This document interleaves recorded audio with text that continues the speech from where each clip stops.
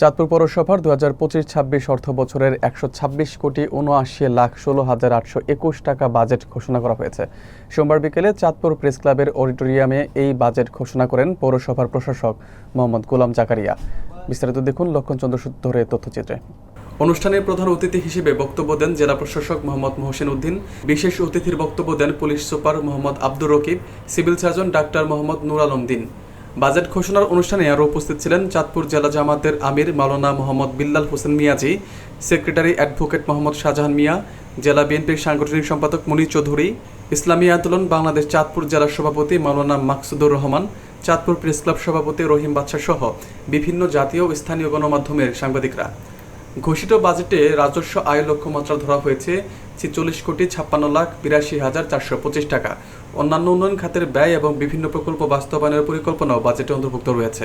পৌরসভার কর্মকর্তা কর্মচারী এবং সুধীজনদের উপস্থিতিতে এ বাজেট সভা উৎসবমুখর পরিবেশে সম্পন্ন হয়।